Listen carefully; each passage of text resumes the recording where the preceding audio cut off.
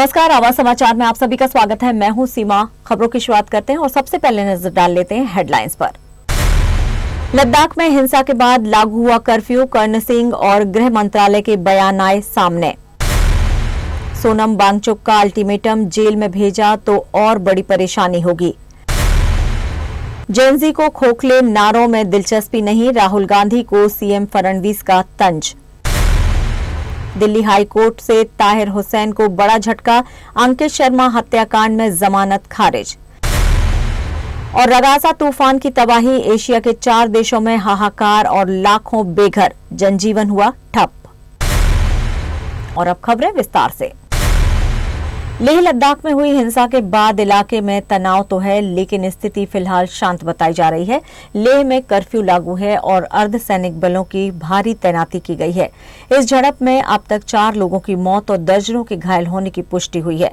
इस मुद्दे पर कांग्रेस के वरिष्ठ नेता और पूर्व केंद्रीय मंत्री डॉक्टर कर्ण सिंह ने चिंता जताई है। उन्होंने कहा है कि 1947 से लद्दाख के लोग भारत समर्थक रहे हैं और हमेशा सुरक्षा बलों के साथ खड़े हुए हैं, लेकिन आज युवाओं में गहरी नाराजगी है, खासकर रोजगार और संवैधानिक अधिकारों को लेकर। कर्ण सिंह ने कहा है कि लद्दाख के युवाओं को अब अपने क्षेत्रीय लोक सेवा आयोग के अभाव में अखिल भारतीय स्तर पर प्रतियोगिताएं करनी पड़ रही हैं, जिससे वे असंतुष्ट हैं। उन्होंने संविधान की 6ठी अनुसूची के तहत लद्दाख को शामिल करने को संभावित समाधान बताया है। उन्होंने प्रशासन से अपील की है कि युवाओं की मांगों को गंभीरता से सुना जाए और संवैधानिक उपायों से उनकी आकांक्षाओं को सम्मान मिले। साथ ही उन्होंने चेताया है कि अगर इन मांगों को अनदेखा किया गया तो इससे सुरक्षा पर असर पड़ सकता है।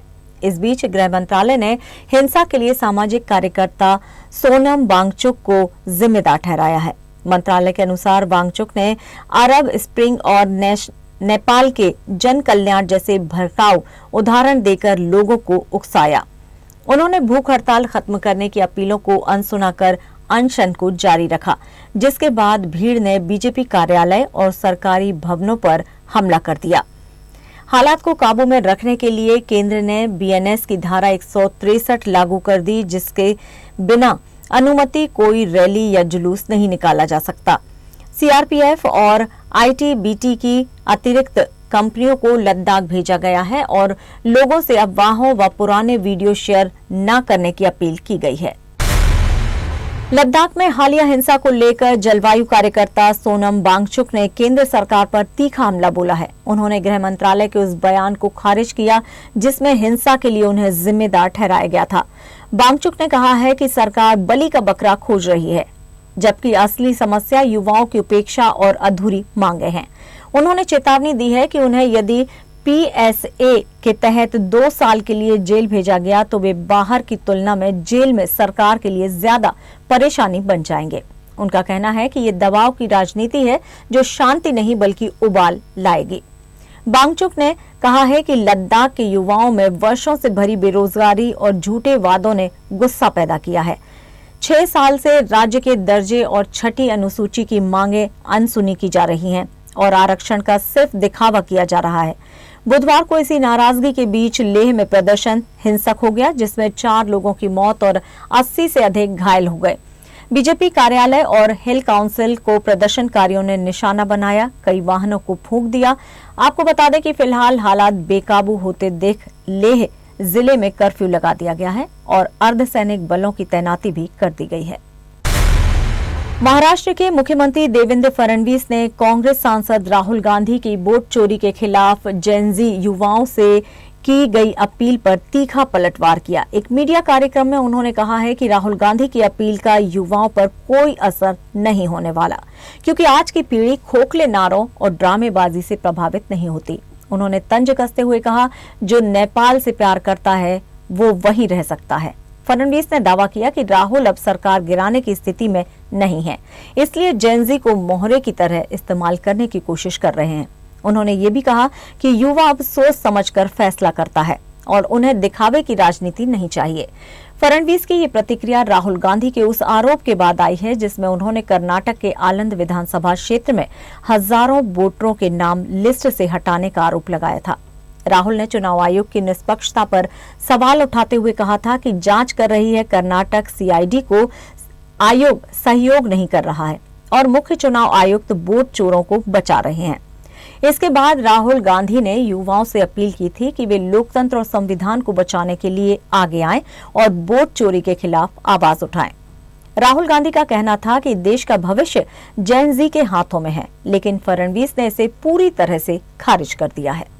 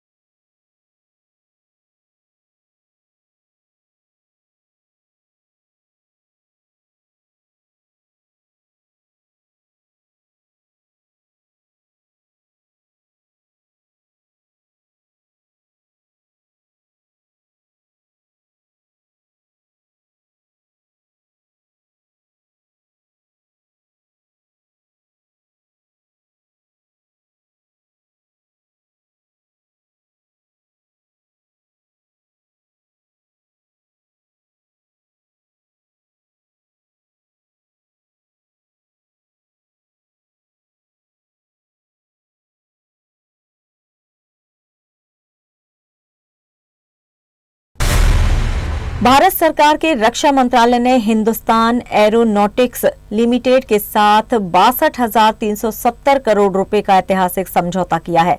इस डील के तहत भारतीय वायुसेना को 97 स्वदेशी लाइट कॉम्बैट एयरक्राफ्ट तेजस MK-1A मिलेंगे, जिसमें 68 सिंगल सीटर फाइटर जेट और 29 ट्विन सीटर ट्रेनर शामिल हैं। ये सौदा भारत की सैन्य आत्मनिर्भरता की दिशा में एक बड़ा कदम है।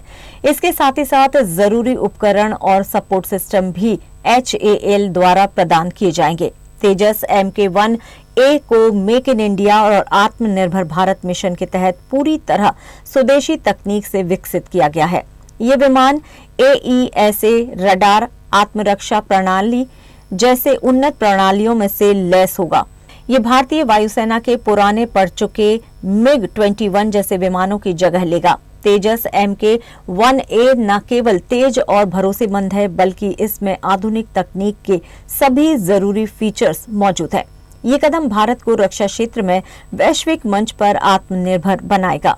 इस डील से न सिर्फ वायुसेना की स्क्वाड्रन ताकत बढ़ेगी, बल्कि देश की रक्षा उत्पादन क्षेत्र को भी भारी प्रोत्साहन मिलेगा। HAL और इससे जुड़ी देश की आपूर्ति श्रृंखला को तकनीकी और आर्थिक मजबूती मिलेगी। इससे हजारों नौकरियों के अवसर भी खुलेंगे और छोटे बड़े रक्षा उत्पादक कंपनियों को भी लाभ होगा।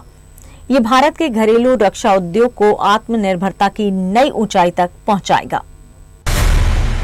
बिहार में विधानसभा चुनाव की तारीखों का ऐलान भले ही अभी नहीं हुआ, लेकिन राजनीतिक पार्टियां अपनी तैयारियों में कोई कसर नहीं छोड़ रही हैं। इसी क्रम में भारतीय जनता पार्टी ने अपनी रणनीति को और मजबूत करने के लिए बड़े बदलाव किए हैं। पार्टी ने केंद्रीय मंत्री और वरिष्ठ नेता धर्मेंद्र प्रधान को बिहार चुनाव का प्रभारी नियुक्त किया है।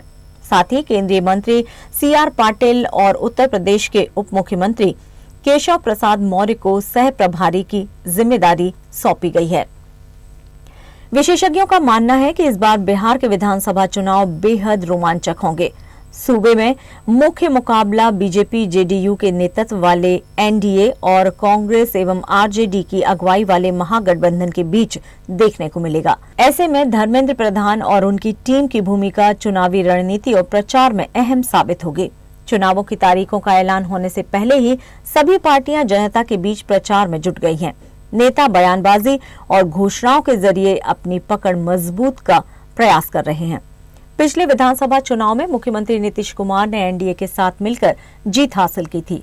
इस बार भी जनता के रुझानों और रणनीति का बड़ा असर चुनाव परिणामों पर देखने को मिलेगा।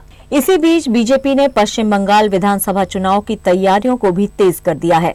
पार्टी ने केंद्रीय मंत्री भूपेंद्र यादव को बंगाल का प्रदेश प्रभारी और लोकसभा सांसद विप्लव कुमार देव को सह प्रभारी नियुक्त किया है। पार्टी का कहना है कि इन नियुक्तियों का उद्देश्य संगठन को मजबूत करना और आगामी चुनावों के लिए प्रभावी रणनीति तैयार करना है।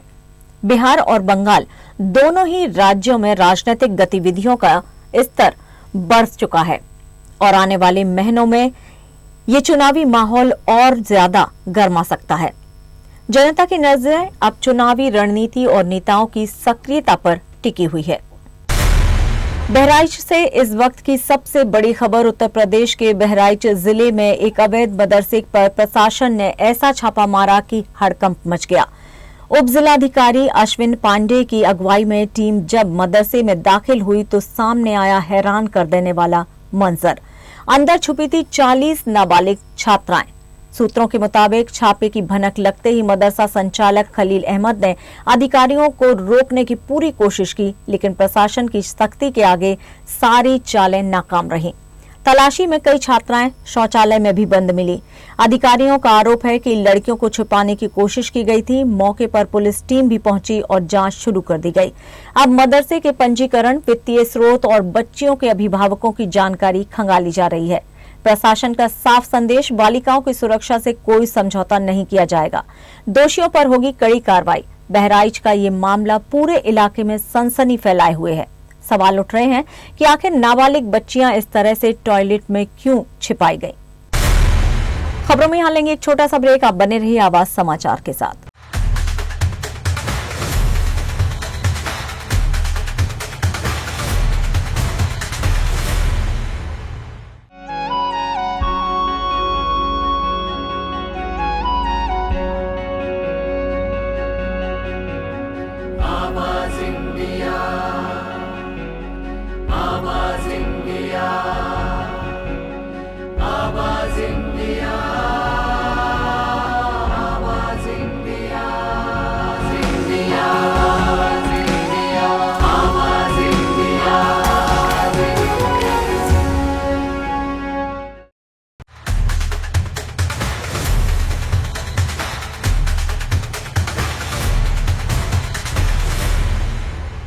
ब्रेक के बाद एक बार फिर से आप सभी का स्वागत है। बढ़ते हैं अपनी अगली खबर की ओर। सुपर टाइफून रगासा ने एशिया में भारी तबाही मचाई है, खासकर ताइवान, फिलीपींस, हांगकांग और दक्षिणी चीन में। 195 किलोमीटर प्रति घंटे की रफ्तार वाले इस तूफान को सुपर टाइफून की श्रेणी दी गई है। हांगकांग में पेड़ उखड़ गए, पुलों की छतें उड़ गईं और कई इलाके बाढ़ से जलमग्न हो गए। 90 से अधिक लोग घायल हुए हैं और हजारों लोगों को शेल्टर सेंटर्स में शरण लेनी पड़ी।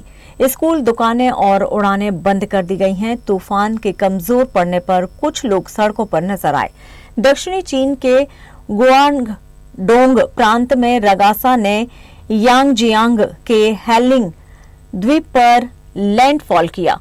यहां चुआनडाओ टाउन में 241 किलोमीटर घंटे की रफ्तार से हवाएं चलीं, जो रिकॉर्ड में सबसे तेज थी। 20 लाख से अधिक लोगों को सुरक्षित स्थानों पर भेजा गया और राहत कार्यों के लिए करोड़ों डॉलर का फंड जारी किया गया।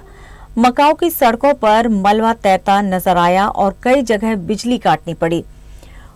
ग्वांगशी में भी ट्रेन की सेवाएं रोक दी गई हैं। वहीं ताइवान के होआलियन काउंटी में एक झील के टूटने से बाढ़ आई, जिसमें 17 लोगों की मौत हो गई और 32 लोग घायल हुए हैं।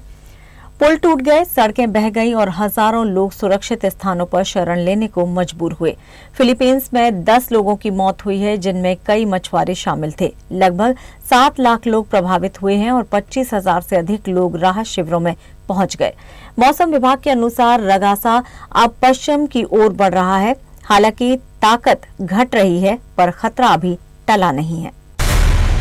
यमन के हूती विद्रोहियों ने बुधवार को इजराइल के दक्षिणी शहर एलात पर 2 ड्रोन दागे। इस हमले ने इजराइल के मजबूत मिसाइल डिफेंस सिस्टम को भेद दिया।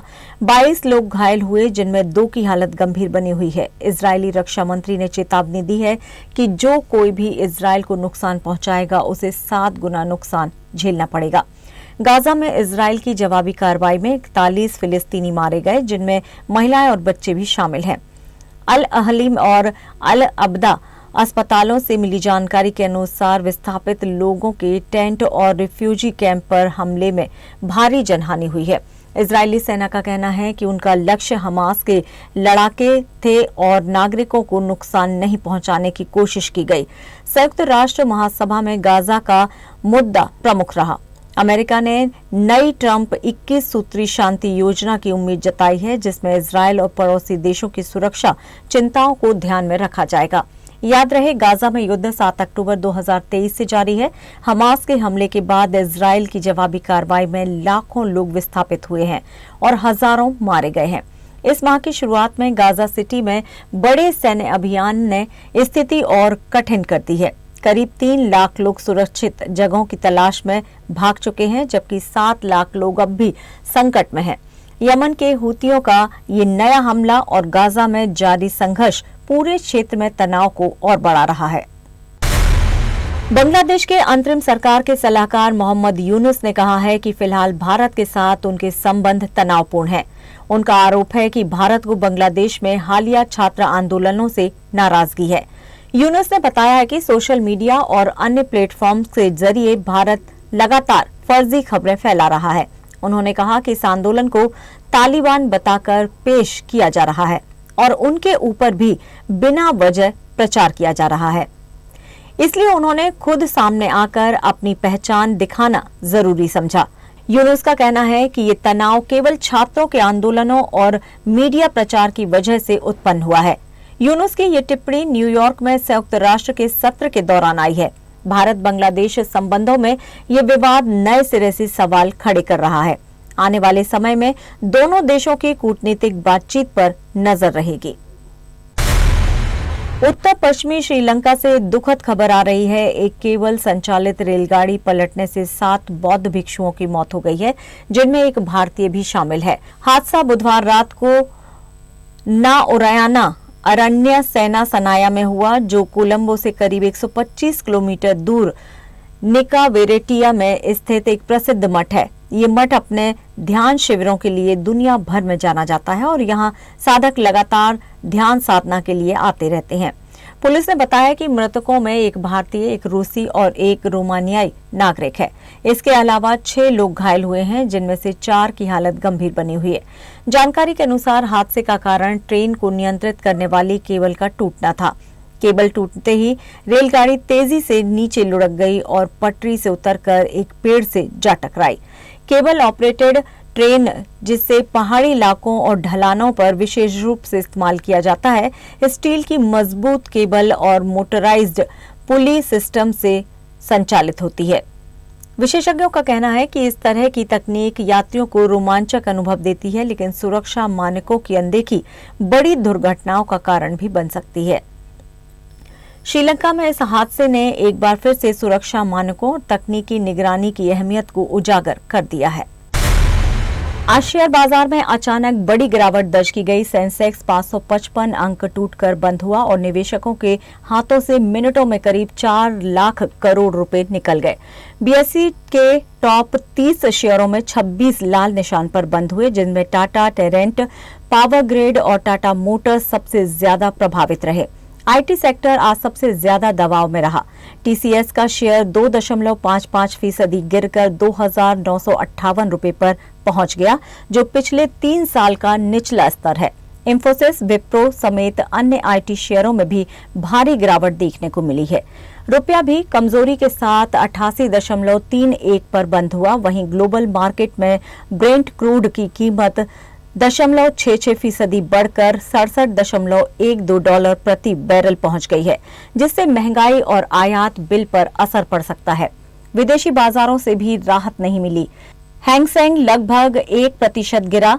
वॉल स्ट्रीट फ्यूचर्स भी लाल निशान पर बंद हुआ। अमेरिका और भारत के बीच व्यापार संबंधों में अनिश्चितता की वजह से विदेशी निवेशक अब निवेश करने से हिचक रहे हैं। निवेशकों को एक दिन में कुल 4 लाख करोड़ रुपए का नुकसान हुआ है और बाजार दबाव में दिख रहा है। एनसीबी के पूर्व अधिकारी समीर वानखेड़े ने दिल्ली हाईकोर्ट में शाहरुख खान और गौरी खान की कंपनी रेड चिलीज, नेटफ्लिक्स और अन्य के खिलाफ मानहानि का मुकदमा दर्ज कराया है। उन्होंने आरोप लगाया है कि आर्यन खान द्वारा निर्देशित web series the bads of Bollywood में उनकी छवि को जानबूझकर नकारात्मक रूप से पेश किया गया है। समीर वानखेड़े का दावा है कि इस शो में झूठी और अपमानजनक सामग्री उनकी प्रतिष्ठा को ठेस पहुंचाने के उद्देश्य से तैयार की गई है। शो इन दिनों ओटीटी पर स्ट्रीम हो रहा है।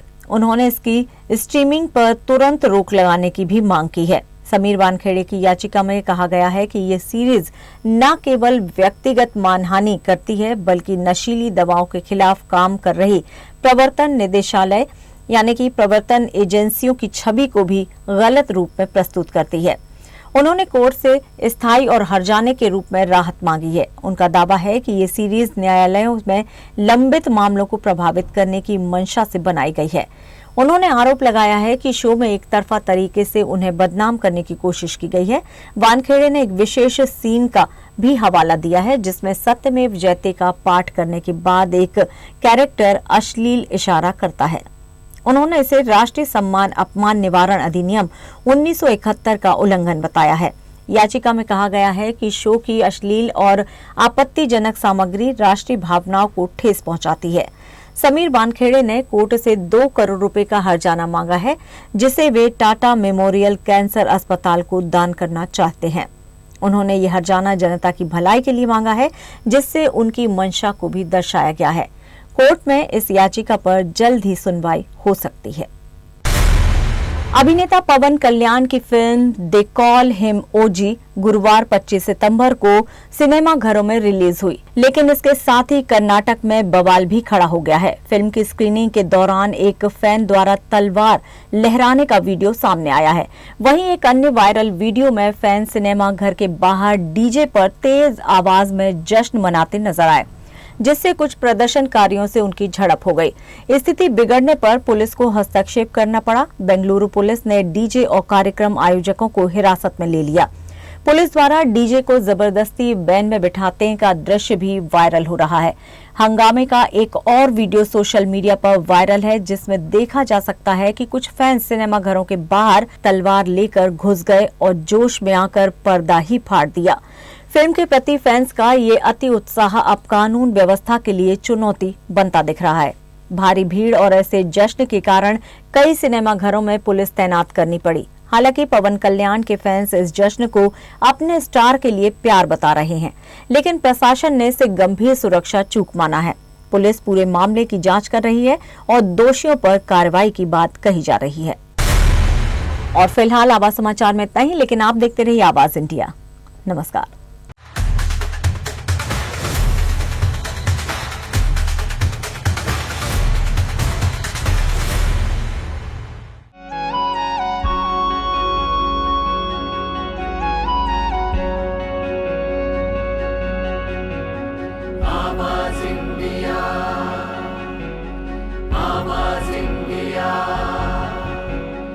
आवाज इंडिया।